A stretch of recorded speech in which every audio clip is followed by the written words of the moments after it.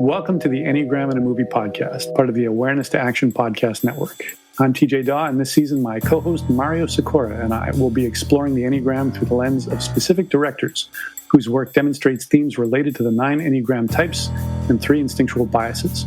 If you like what you hear, please rate, review, and subscribe to the podcast. In the meantime, make some popcorn, sit back, and enjoy the show. Now we flash forward, 16 years, okay? A movie that Eastwood waited till he was old enough to credibly make. He was 60-ish at the time he made it. Very different movie. So, TJ, you're going to tell us about Unforgiven. Yeah, Unforgiven came out in 1992. And the inciting incident happens in a brothel in the town of Big Whiskey, Wyoming, where a couple of ranch hands are enjoying themselves at a brothel. And one of them calls the other guy into his room and has the other guy hold down the prostitute he's with and slashes her across the face multiple times with a knife for the heinous crime of her giggling when she saw his little tiny pecker, as it's described later.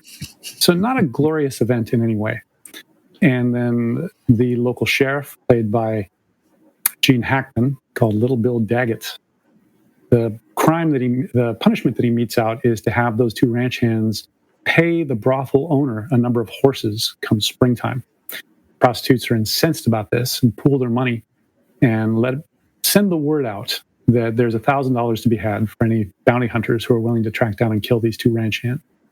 And word reaches a young man who calls himself the Schofield Kid. We never actually find out his name. We don't find out his age either, but the actor, James Woolvett, looked pretty young. Yes. Younger than 20.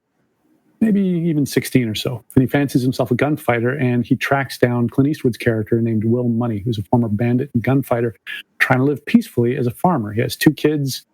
He has a deceased wife who supposedly reformed him, and they have a number of pigs that are catching the fever. And he convinces him to join him on this so that he can get some money to take care of his family.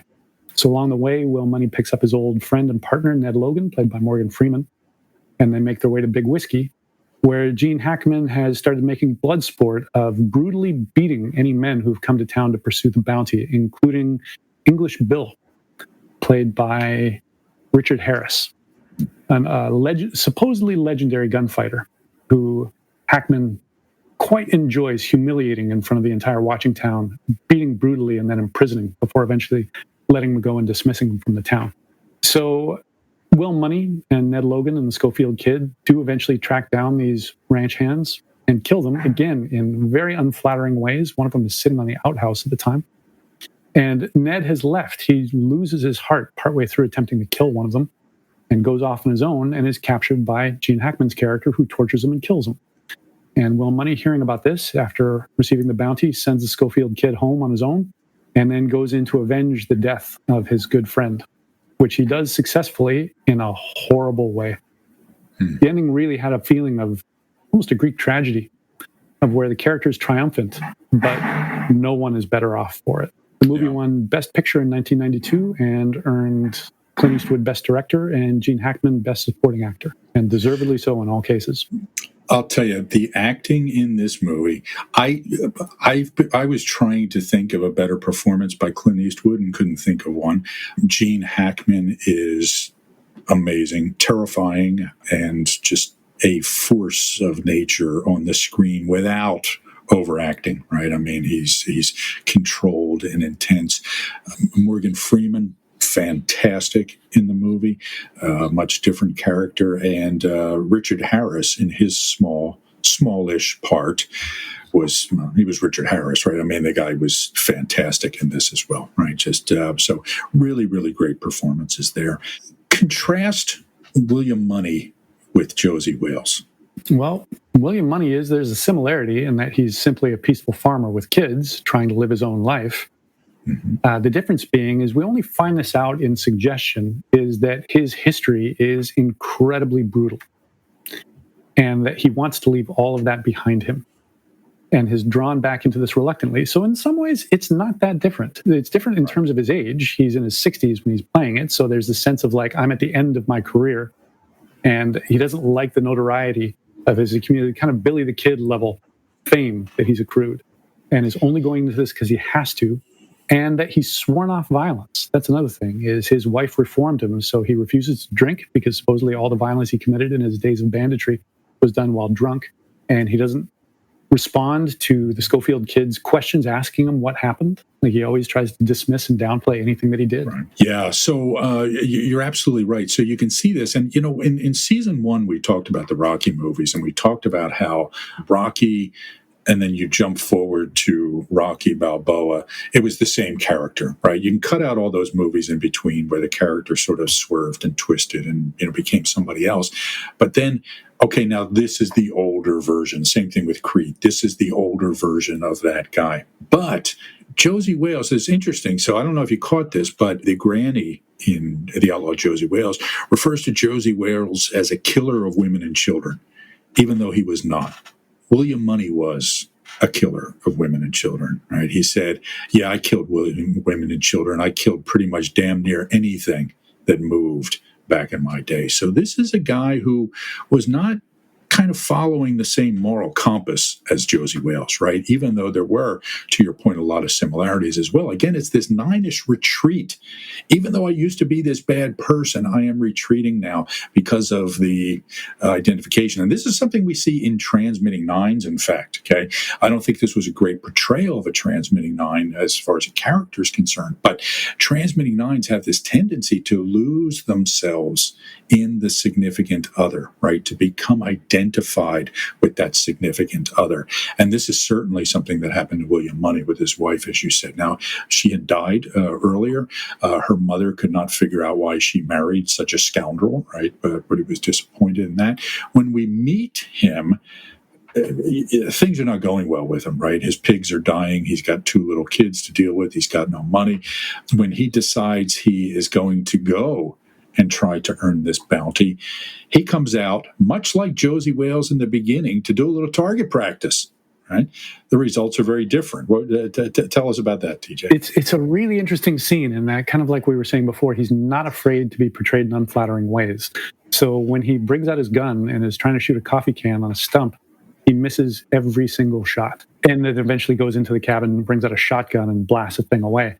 Yes. But there's no sense of like, he's still got it.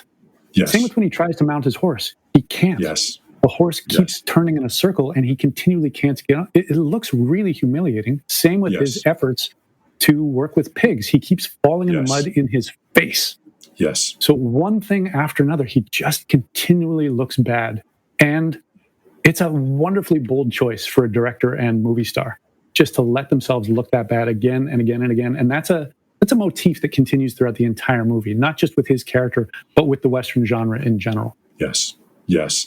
It is sort of a turning inside out of the Western in this movie, right? I mean, it's this acknowledgement that, you know what, violence is awful, right? It's part of life. And this, for me, is one of the themes of this show, is how do I maintain a sense of peacefulness in a violent and chaotic world, right? All these movies that we're talking about today have that theme, right? How do I stay, again, calm, harmonious when I'm confronted by the ugliness of life, day after day? Are you interested in learning more about our approach to the Enneagram? Go to awareness-to-action.com and check out our certification program. We offer a clear, concise, business-friendly, and science-minded approach while maintaining the depth of traditional approaches to the system. At Awareness to Action International, we're the leading innovators in the theory and pragmatic applications of this system to all aspects of the work environment, including leadership and personal development, team building, diversity and culture, and managing change. However, this approach is not just for the business world. A lot of people who attend our trainings do so for their own self-development or spiritual growth. Our certification program is one of only a handful of curricula accredited as a school by the International Enneagram Association. It is currently being conducted virtually and combines live sessions with asynchronous learning. Again, find out more at awareness-to-action.com. So when they finally get to Big Whiskey, continuing on this theme of being, shown in an unflattering way, Will is sick from the rain and cold that they had been in. Morgan Freeman and the Schofield kid, Ned, played by Morgan Freeman, and the Schofield kid go up to meet with the prostitutes, and they decide they're going to get some advances from the prostitutes on the reward that they're going to get. Will is sitting in the bar. Now, there was an ordinance in the town where you had to turn in your weapons when you entered the town. Okay, some of the sheriff's deputies recognize these guys. They think they're the bounty hunters. They know they have guns. They go get the Gene Hackman character, Little Bill, and they just beat the snot out of Will Money, right? I mean, like he did with the Richard Harris character, English Bob, hits him with the gun, kicks him, punches him, beats him bad, to the point where Will Money is literally crawling out of the bar into the mud in the rain, on his hands and knees, barely. I mean, he's actually dragging himself in a belly crawl to get out of there as he's being beaten. There's some good close-up shots of him from the front and from the side. Like, there's just no mistaking the complete lack of dignity in his position. Yes. And right before that scene, too, he has a flashback of a man that he killed years before. And that's one of the major themes in the movie. And again, a great new look at violence in movies in general, much less in Westerns, is in the damage that violence wreaks on the perpetrator of it as well as the victim. Yeah. Will Money is traumatized by what he has spent his career doing. Yes. There's an element that I don't think we've quite touched on yet, but a theme that I see in the lives of nines as they age, of regret, right? I know a lot of nines that I talk to who are in their 60s, say 70s, who are even younger, who talk about what could have been.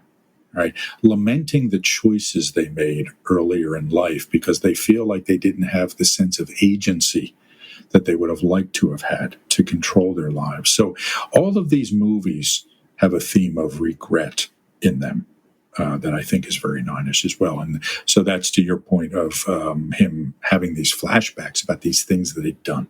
A couple of other nine-ish things for me when it comes to, a theme we see with the nine is him constantly making peace between Ned and the Schofield kid, throughout the film. Okay. Him always trying to, when he's talking to the prostitute that got cut up, how he's trying to make her feel better, right? How he's trying to, lift her up, trying not to offend her. So that's that quality, even though he's this, fierce character. He's got this kindness to him, right? This awkward sort of kindness. There's a minor implication that maybe they'll wind up together, which, again, does not happen at the end. Or maybe it does. Maybe he comes back. We never find out. Yes. But it's certainly not the riding off into the sunset together ending that we might hope, or that some of those interactions might promise will be the payoff. Yes. So a couple of other nine-ish things here. When they go to kill the two cowboys that they're there to collect the bounty on. The first one, Ned shoots him first, but hits his horse. The guy falls, breaks his leg. And so then he, as you said, loses his nerve. And so Will has to take over. Now, he's not great with the rifle, but he takes it and he shoots it. And so he shoots him. And while he's waiting for him to die, there's this incredible scene where he just kind of, exhales and he starts picking at a rock, picking a little chip off of the rock, right? I mean, it's this resignation almost, right? That comes with this trying to capture this sense of peace through stillness to a great degree, right? But also of these little sort of autopilot pickings at things that we sort of see in nines. And tell us about the second killing. Second killing, Ned is long gone. And the detail about that I found interesting is that there's no confrontation with Ned. There's no yelling at him of like, what the hell, you left us high and dry. Yes. Just a quiet understanding of, well, I guess that's what happened. And sending Ned off on his own. So they go to kill the second guy and they wait outside the bunkhouse until the guy's ready to come out to the outhouse. And when he's sitting on the can, Schofield kid goes to kill him with Will's blessing because the Schofield kid's eager to prove what a badass he is. Yeah. And shoots him while he's sitting on the outhouse. So about as unflattering and unglorious a killing as there could ever be. An unarmed man taking a dump. Yes. So it's like, that's not going to form any kind of legends that anyone's going to be proud to tell about. Right. And then, of course, what happens not too long later is the kid breaks down and confesses this is his first killing, not his sixth. Yeah. Tell us about that scene where they're sitting under that tree waiting for the money to come. Yeah, one of my favorite scenes in that movie, maybe in any movie, because the kid had really been, puffing himself up as a great bandit and outlaw. He bragged that he'd killed 5 guys. But it's clear in that scene, even before he says it, that violence is new to him, that he's never killed anyone, and he's suddenly overwhelmed with the enormity of what he's done. And he breaks down in tears. And Will just quietly talks about the enormity of the thing of killing a man, and you take away everything he's got. And he doesn't throw his arm around the kid. He doesn't whisper soothing words to him. He's just watching one of the prostitutes ride on a horse from in the distance, bringing the reward money, watching the clouds gather, and just being there as the kid just falls to pieces and acknowledges that violence is the worst thing in the world and that he will never kill again. Yes. In fact, he gives Will his gun, right? And says, I'm not ever going to use it again, right? I'm not like you, Will. Right? And the gun is what he named himself after.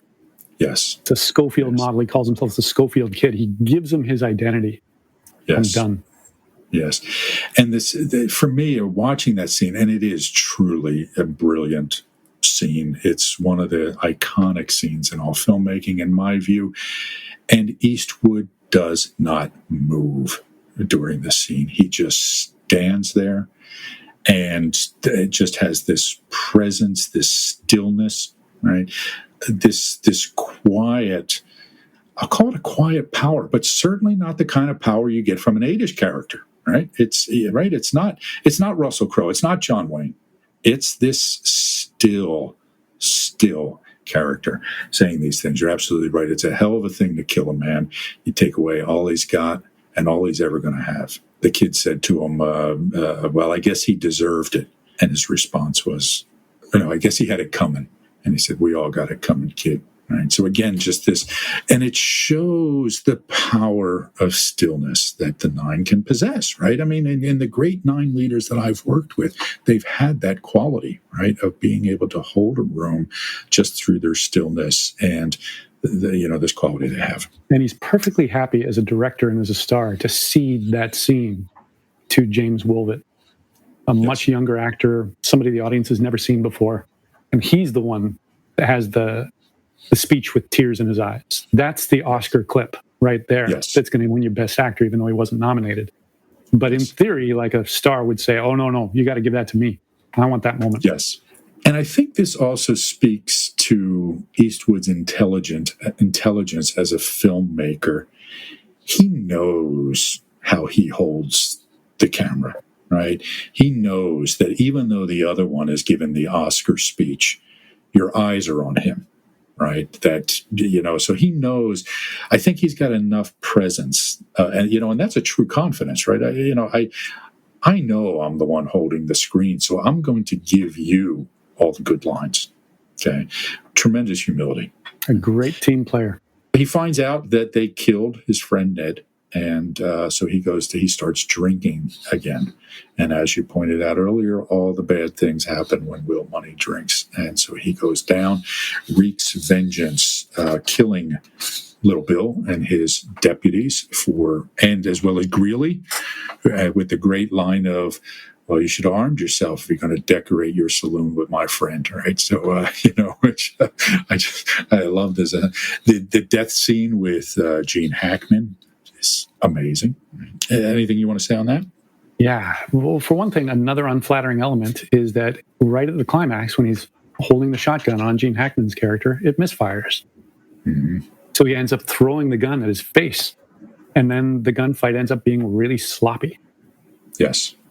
And of course, he comes out triumphantly. But it's still like that moment would be perfect in a John Wayne movie. I've got the beat on the guy. Boom, I blow him away. Vengeance and served. That's good. Yes. But not here. It has this heavy feeling at the end, right? Like you pointed out. It was an interesting contrast again to Josie Wales. So in the scene in Josie Wales where he shoots the 4 soldiers on the porch, he shoots 3 of them, and then Lone Waddy shoots the other one as they're getting away. He says to him, "How did you know? What was your strategy for shooting these guys?" "Well, I knew this one, that, and he was going to do this." And he said, "What about the 4th one?" He said, "Well, I knew you were there for that." Right? Now, flash forward to Unforgiven.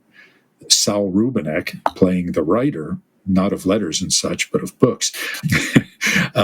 Which shows just how widespread illiteracy was. That line comes up a couple of times.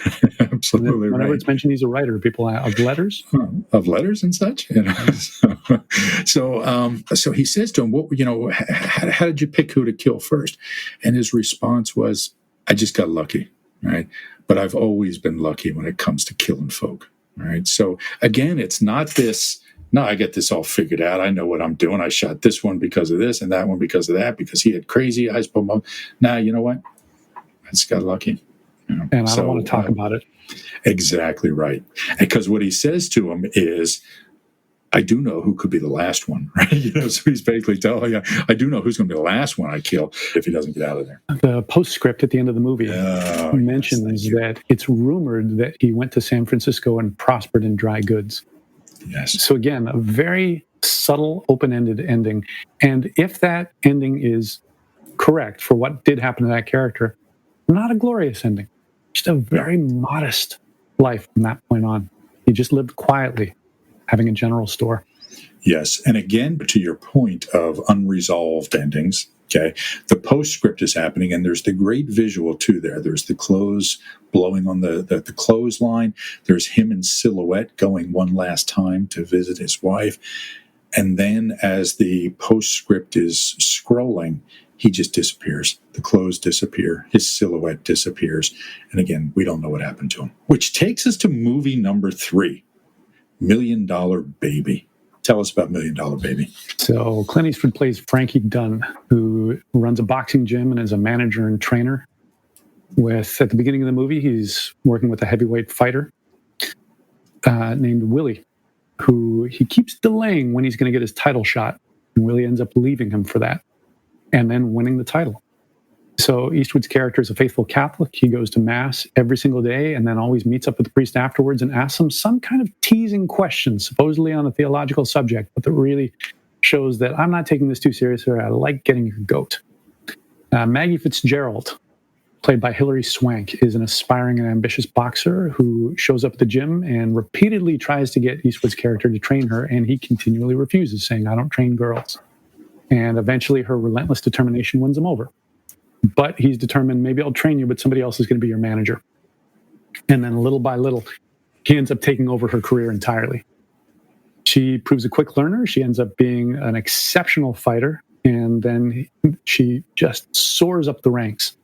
And then he eventually gets her a title fight. And her opponent in the title fight pulls a very dirty trick and punches her when she's walking back to her corner. And she falls down. And just because of an unfortunate positioning, she falls and her neck hits the side of the stool and breaks vertebrae, and she becomes quadriplegic. And while in bed, he comes to visit her repeatedly, and she eventually begs him to euthanize her, which he refuses to do. Another interesting element, just tying that up, is that he's estranged from his daughter. He writes his daughter a letter every single week, and they're always returned unopened. We never find out what the conflict between them was. But there's kind of an absence in his life, as well as in her life. Her father had left her family.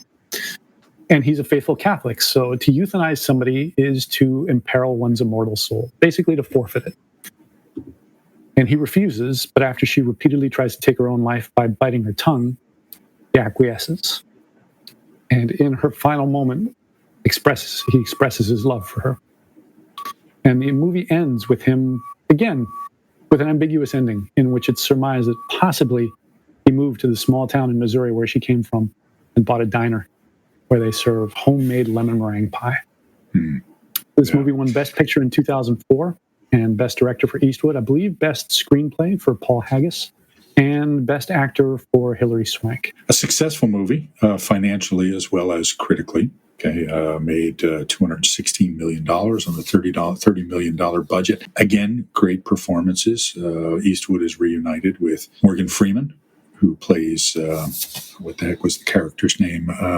Al Scrap Iron Dupree. Yeah. And Hilary Swank is fantastic. I don't know if you knew this, but Hilary Swank was the Karate Kid character in Karate Kid 4, right? So she had a history of, this sort of role, a whole big leap in quality, right? As we go. So tell me the Nine-ish themes in this movie, TJ. Well, one of them is, like I said before, don't mess with me. So Frankie Dunn, the character, just wants his life to be peaceful. He doesn't want to train Maggie. It's outside of what he does. It's outside of his comfort zone. So no, keeps refusing. There's an early scene, which is the scene when his boxer, Willie, leaves him. And I believe Willie's probably a 9 as well.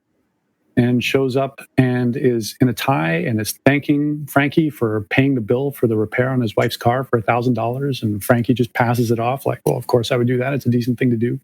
So he's not holding that over him as like, look at what a good thing I did for you, much less look at what a good thing I did for you to train you and bring you up to where you are in your career. And when Willie says he's going to leave him and work with another manager who's going to give him a title fight, Frankie just takes the news quite straight. There's no recrimination. There's no anger. There's no how dare you. And there's no yelling. There's no how could you do this to me after everything I've done to you. He just takes it. Obviously, it hurts, but he just receives it and sits with it. And then afterwards, there's no sense of like, never mention that man's name in my boxing gym again, and he's dead to me. He watches his title fight, and he watches him win. And he really sits with the fact that he himself was wrong in believing that Willie wasn't ready for the title fight. And expresses admiration when Morgan Freeman's character talks to him about how he did. So there's just this acceptance of everything that happened. When he does eventually start training Maggie, well, the first rule that he gives her is don't ask any questions. Yeah. So again, don't bother me. Yes. Just do what I tell you. Yeah. Don't ask questions. Don't hesitate. Don't talk. Just do. And then later, when he's describing what training her was like, he said she would always want to ask why. And then do it her own way anyway. I think my guess for her character is a 6, a relentless question asker. She looks up to him. She calls him boss. She's looking for an authority figure, somebody who will believe in her, that she can believe in. And then, of course, she'll stay with him to the end of the line. And she does. Yeah.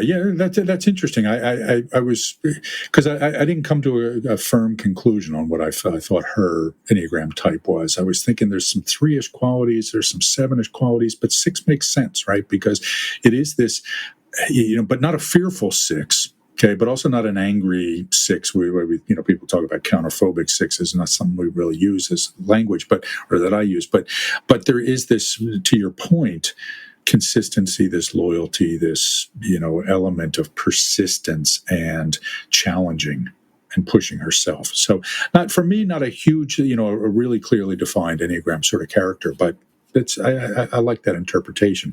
I think both Scrap and Frankie are 9s, both. Again, Morgan Freeman almost always plays a 9, it seems. And so there's a couple of things, because one of the themes is about protecting yourself at all times.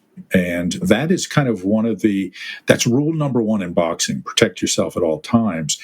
But this is what Frankie was doing in life, right? He was protecting himself at all times and feeling like he had to protect his fighters as well. Because when we start to hear from Scrap about the history of how he lost his eye, it was because, he went one fight too many, and Frankie was supporting that. Frankie had felt guilt and, was gun shy about putting his fighters in to places where they might not be prepared for. And there's even a line where Scrap, in the narration, I think this is one of the few places where I've liked the narration, right? I think that because we find out at the end that he's writing a letter to the daughter, right? The Morgan Freeman character is to Clint Eastwood's daughter. And so there's this narration that goes through, but there's this one line where he said he finally did something that Frankie never wanted to do, and that was take a chance, right? When he decided to have her go up in weight class to fight, more fierce fighters, which again, has tragic circumstances. Okay. Anything else on the nine theme for you? Yeah, one of the big motifs, if there's anything people remember from the movie, it's the term mokushla. So before an important fight in England, he gives her a robe which has a phrase in Gaelic on it. So he's been learning Gaelic. The character's Irish. And at one point, I also found this interesting. I think it's the day after Willie wins the title. It shows Eastwood in his office learning Gaelic. So what do I do when something's bothering me? I lose myself in something completely unrelated, some hobby. So the phrase on the back of the robe that he gives Maggie is Mokushla, and he refuses to tell her what it means. And the audience in England can read it correctly, which is a bit of a surprise because Gaelic is not pronounced phonetically. Right. And in all of the media, apparently nobody ever says what it means, or at least nothing that reaches her. And even after she's lost the use of her limbs and is bedridden, he's teasing her that he won't tell her what it means, that he would have told her what it means if she'd won. So in the final moment, when he euthanizes her, he leans in and tells her that it means my blood, my darling. Yeah. And he expresses his love, which is very much to the point that you're saying, is always protect yourself. A big part of what his character is doing is protecting himself from heartbreak. Yes. You get this sense, and he has a conversation with the priest near the end who says, you've come to Mass every single day for the last 25 years, and the only person who does that is someone who can't forgive himself for something. Okay. So there's a big fear that I'm going to be hurt. I'm going to expose myself. So let's not go there. It's a very nine-ish defense. Yeah. Let's not go there at all, and then I'll be safe. I'll maintain my peace. That's right. Let's not look in that corner of the room. And there's even a scene where she finally gets Frankie to train her after not being able to, and so things are going well. And then she asks about his daughter, right? She, and what was his reaction there? He speaks of it as briefly as possible. Yeah, and then he says to her, "You know what? You need a new manager." And he walks off. And if you remember I keep wanting to call him Ned now, but it's Scrap, right? The Morgan Freeman character. You can see the panic on his face when she brings up Frankie's daughter, right? And he's trying to intervene. He sees this train wreck coming because he knows that this is going to shut down Frankie. Right. And so it takes a while again for them to restore that relationship. So again, we have this topic of violence, right? It's not gunfights now. But it's boxing. And boxing is a brutal sport, but it's also a way of showing oneself, testing oneself, pushing oneself, right? So there's this theme that goes through there. And this is what this young woman is trying to do. 31 years old, has been a waitress. I mean, literally stealing scraps from people's plates to, in order to get food. She sees her only way out of trying to make something of herself by being a boxer. And so for me, again, here, this is where we really start to see, and we'll see this even more in American Sniper, this interplay between the strategies at points 3, 6, and 9, okay, of the protecting yourself, which is striving to feel secure, right? This desire to become something bigger than what we are, to find an identity, to shine, to find some sense of meaning and purpose in life. Okay, even danger.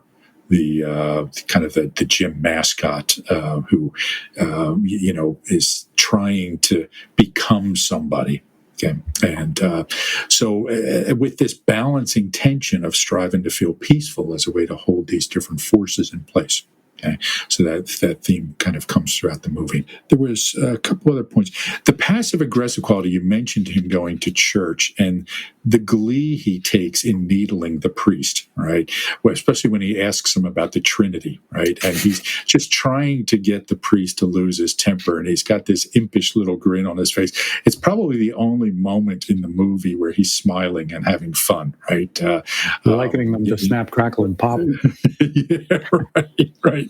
So again, that sort of taunting, passive-aggressive quality that nines can have, right? And, again, there's this idea that nines are these easygoing people and never cause trouble. nines often like to needle people, right? They like to provoke. They do it, but again, they do it in a sly sort of way. They do it in a kind of an oblique way or passive aggressive way at times. But they do have this thing where they like to wrestle a little bit at times. Okay, and we certainly see this in Frankie. We're also starting to see this theme of religion that comes through in Clint Eastwood's movies, right? I mean, this devout Catholicism. This movie made me think a lot of Gran Torino, which Gran Torino, the character didn't have any time for religion, right? But if you recall the ending of that, again, another passive aggressive ending, he pretends to have a gun, gets these guys to shoot him in a way to do it, falls back with his arms spread as if he's on a crucifix, right? So again, there's these Catholic themes coming through that are very interesting in these movies. For anybody who questions the nine-ishness of this Frankie character, it's a good example of a preserving nine. They can be kind of crotchety and crusty and, stuck in their ways and, rigid in things. I grew up with a preserving nine. And, when everybody says, oh, nines are sweet all the time and they're this and that, not really, right? I mean, it's, I still got bruises I can show you, but no, I'm not that bad. But so there can be this harshness almost in all nines, but particularly in the preserving nine we see. And this was a really great example of that character, I felt. Yeah. Final thoughts on Million Dollar Baby? Yeah, a couple of things in there. There's something I've heard from nines many times is that there's a huge benefit to being in one's body. And I've heard, no way to know if this is true, that a lot of professional athletes are nines.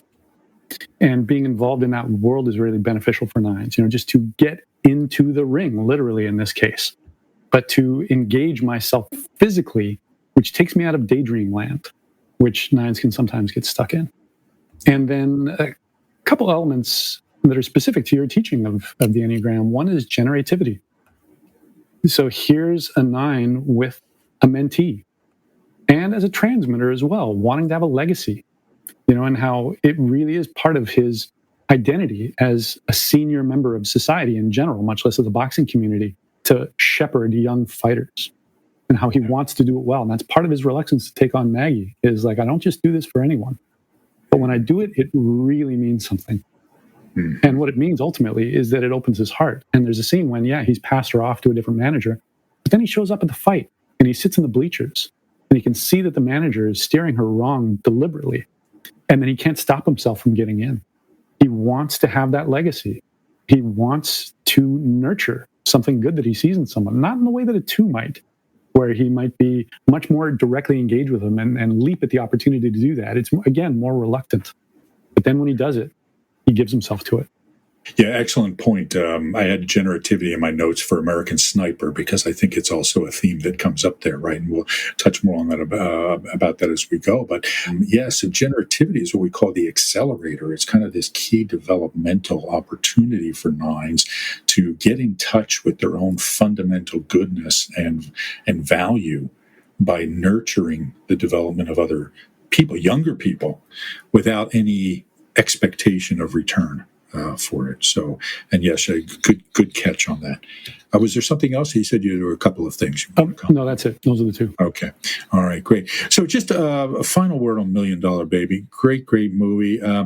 Look, we've given away the ending, obviously, but, if you haven't seen it in 17 years, that is on you. We will not take any blame for the spoiler. I don't know if you noticed watching it this time, TJ, how many times the stool made an appearance through the movie, along with some kind of foreshadowing. When you watch it again, this fantastic foreshadowing around the stool, because every time they'd show it, there'd be some comment about protecting yourself, or how life can change quickly, or something like that. And it certainly does.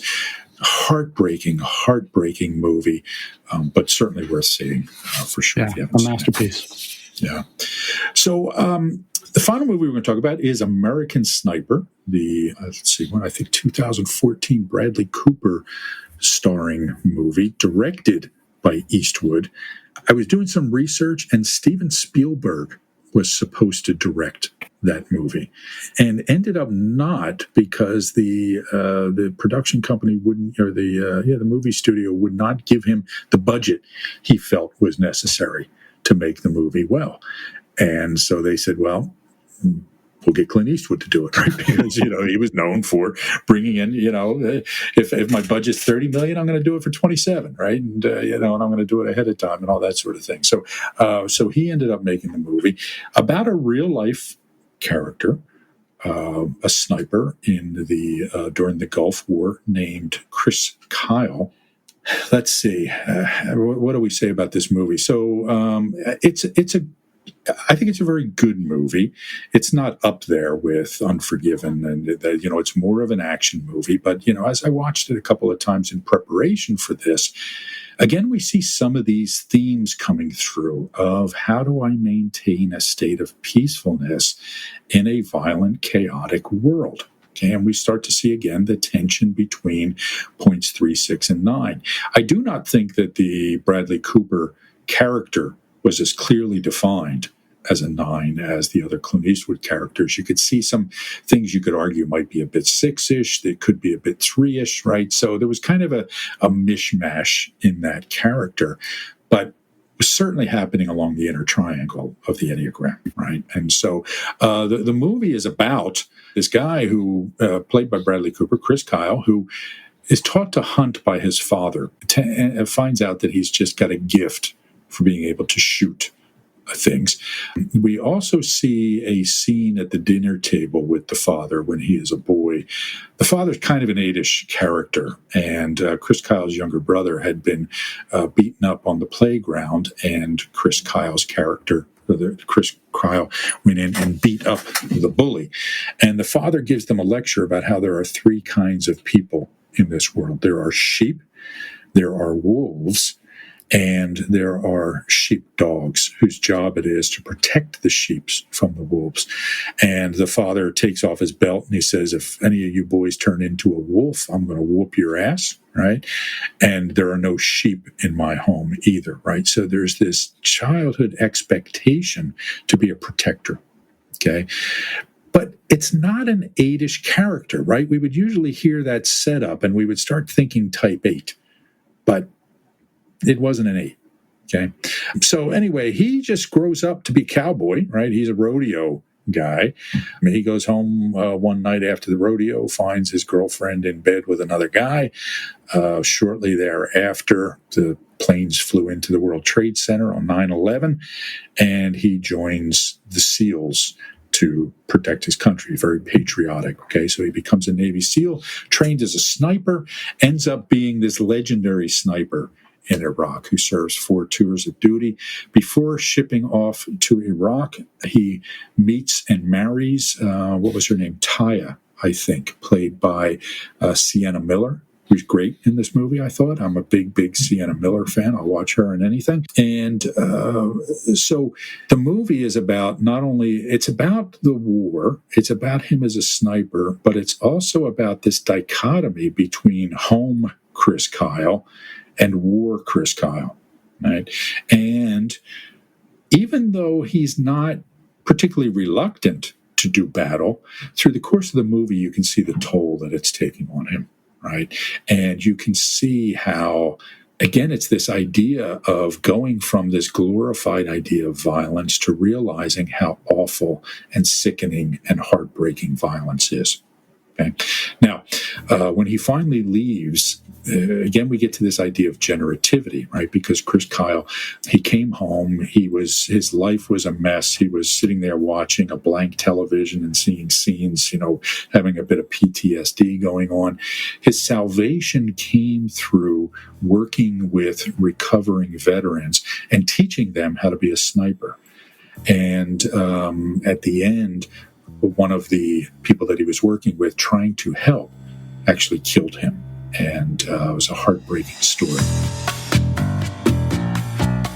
Are you interested in learning more about our approach to the Enneagram? Go to awareness-to-action.com and check out our certification program. We offer a clear, concise, business-friendly, and science-minded approach while maintaining the depth of traditional approaches to the system. At Awareness to Action International, we're the leading innovators in the theory and pragmatic applications of this system to all aspects of the work environment, including leadership and personal development, team building, diversity and culture, and managing change. However, this approach is not just for the business world. A lot of people who attend our trainings do so for their own self-development or spiritual growth. Our certification program is one of only a handful of curricula accredited as a school by the International Enneagram Association. It is currently being conducted virtually and combines live sessions with asynchronous learning. Again, find out more at awareness-to-action.com. Tell me what you saw in this movie, TJ.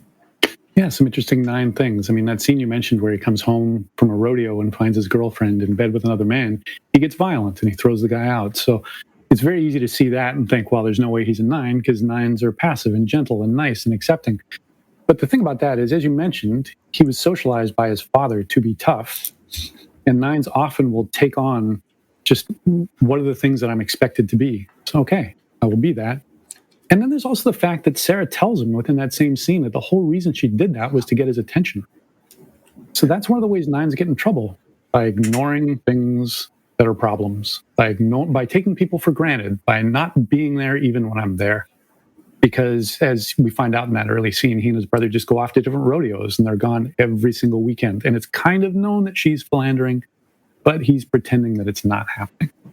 So there's the surge of violence, but that's to maintain peace, and that peace is completely dysfunctional.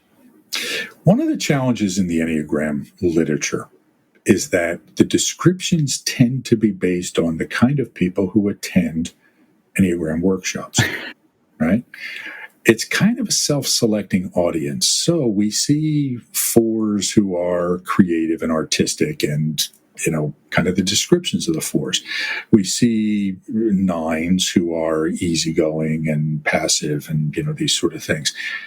When you get out into the real world and you start seeing people, now, again, I know, most of the good Enneagram teachers understand this and you can see it accounted for, but when it comes to the stereotypes, we don't realize that there are 9s out there who are aggressive, assertive people and violent people, okay? But to your point, it's violence in service of trying to recapture my state of inner calm. Okay, it's not violence to dominate like it would be in an 8. Okay, it's not violence to take advantage and get ahead as it would be in a 3. Not violence as the wrath of God as it might be in a 1. Whatever. But we can't just assume that just because somebody is assertive and displays confidence in lots of areas of their life that they can't be a 9. An important point. And I think this movie and Clint Eastwood's body of work in general demonstrate that, and from my point of view, which is one of the reasons I wanted to talk about him, other than he's Clint Eastwood, damn it. So, all right. So, good. So, what else about the movie captured a 9-ish theme for you? There's a scene, well, I guess to build on that, just to go a little out of sequence, there's a scene when he's back from Iraq and his wife confronts him about being distant when he's home. He doesn't want to talk about what he went through. He's not present with her. He's not present with his kids. And he doesn't respond. What happens in the movie is cut to second tour, and he is gone. So I don't know if it actually played like that in real life, but it really just makes it seem like when confronted with domestic problem, my solution is to get out, to go overseas into a war zone. And then that happens again when he comes back from that tour, almost the exact same conversation, cut to third tour. And then again after that, same conversation. He does 4 tours. Fourth tour. Yeah, and that's no small thing to go into a combat zone as a combatant. He's not working in any kind of clerical capacity. He is there in the line of fire. One of the opening scenes, he has to shoot a child who's holding a bomb. So this is a traumatic place to be. And there's a part of him that would rather be there than actually be present with his wife and kids, much less argue with her about how not present he's being. And you see that violence weighing on him more and more, right? Because when he does have to shoot that child in the beginning, it bothers him, but you don't get the sense that he's really losing sleep over it. And then there's the scene later where the other child picks up the RPG and is about to shoot at the American soldiers. And he's got the gun on him and he's saying, in his mind, please put it down, please put it down. And he's about to pull the trigger and the kid does put it down and runs away. And you can just see his reaction is much more visceral right? Of, he starts gasping for breath, and you can see that he's so relieved that he didn't have to shoot this guy. And so one of the themes through the movie is that the enemies had a sniper called Mustafa, who was kind of the the dark side of the Chris Kyle character. And after he finally shoots him, there's a battle going on, and in the midst of it, he calls his wife and says, "Okay, I'm ready to come home now." Right? It's like I've had enough. I feel like I resolved this thing I need to. I'm ready to come home. But even when he did go home, he wasn't ready, because he didn't go right home from the airport. He went to a bar, and his wife calls him, expecting that he's in Frankfurt, at the airport or something like that, because she heard secondhand that he was flying home, and turns out that he's actually in town but at a bar. Okay, and hasn't thought to mention to her. Correct. Right. And so it turns out that, again, the way he finds peace is through this quality of generativity, right? Because he becomes someone who devotes his time to working with wounded people. There's an interesting conversation he's having with the psychologist who, asks him, he says, well, would it surprise you if I was to tell you that you have 165 recorded kills in country? And he said, I guess not. He's kind of ambivalent about it. He's kind of, it's not a big deal. It doesn't matter. And then the guy asks him, is it fair to say that you have seen things that you wish you hadn't seen?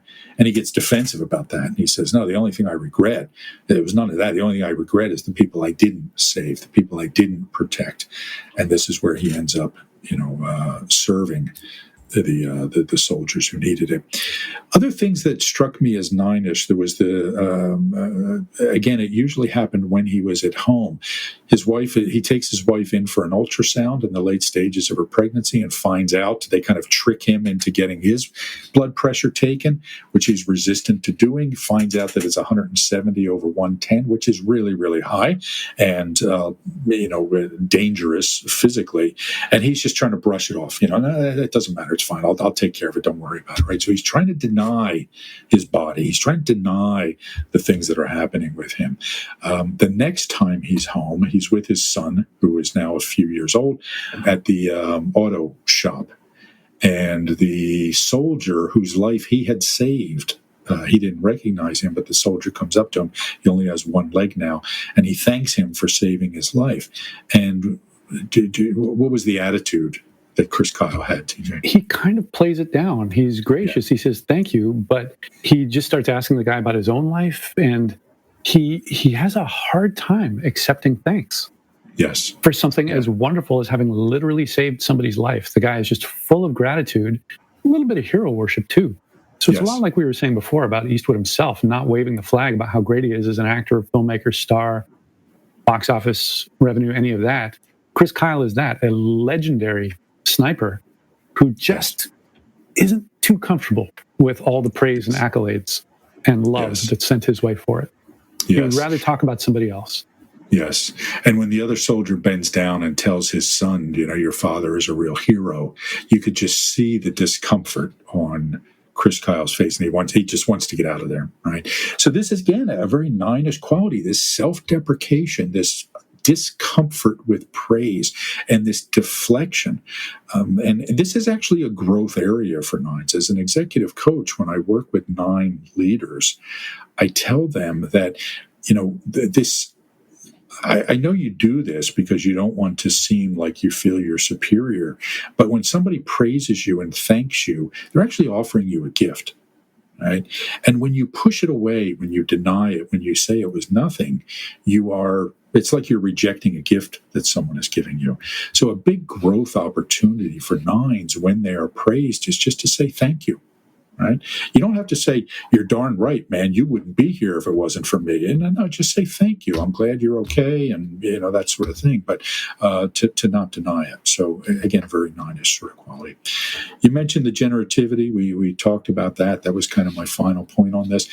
So again, for me, this nine theme comes out through the movie. Not as clearly, not as persistently. The characters not as clearly drawn as some of the others were. But for me, one of the reasons I wanted to do this movie instead of some of the others that we could is it shows the complexity of the dynamics between points 6, 3, and 9. That's interesting for people to watch if they want to understand this better. Final thoughts on American Sniper, TJ? Yeah, the final scene, which turns out to be the last day of his life, I found really strange and disturbing in that we cut from a previous scene where he's starting to find his feet again, working with traumatized veterans, and then we cut to a domestic scene where he's playing with his wife, but using an actual gun. And his kids are watching TV. And if there's anyone on earth who should understand that guns aren't toys, much less to be played with around children, it's him. And she's laughing as if this is a fun, healthy way for a husband and wife to relate to each other, much less a combat veteran. And then when the kids look up, he just puts the gun on the top of the door frame. Where, of course, there's all kinds of danger that it could fall down, that a kid could find it. And I just found that absolutely strange. Almost this nine-ish bit on the part of Clint Eastwood of like, and this is just all okay, right? Let's just pretend this is okay. Yeah, that's interesting. I don't recall if it was a toy gun or not, right? So, It sure looked real. Don't know. It did look real. Yeah, it's funny because when I watched that, I assumed for some reason that it was a toy gun, kind of a cowboy, kind of thing. But yeah, you're right. I hadn't thought of it quite that way, and it is disturbing in that sense. There was something else so he takes his son out hunting, right?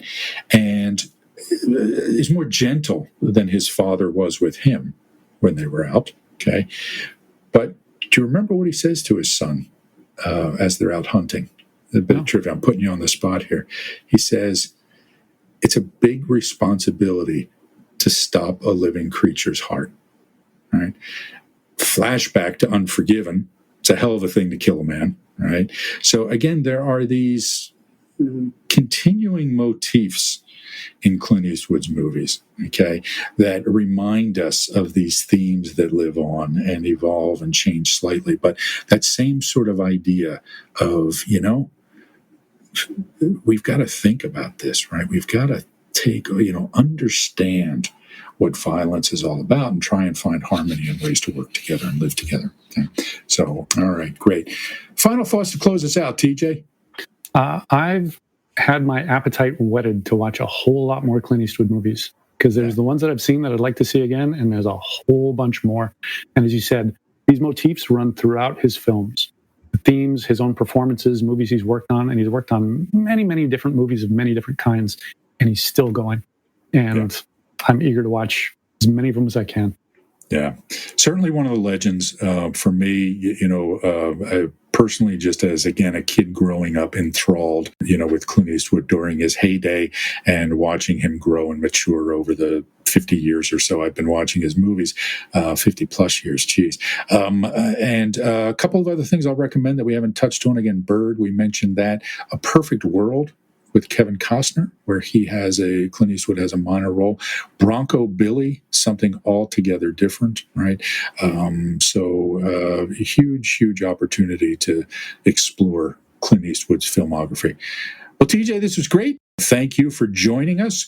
Please go and wherever you downloaded this podcast and give us a review and subscribe and share with your friends. So until next time, this has been the Enneagram in a Movie.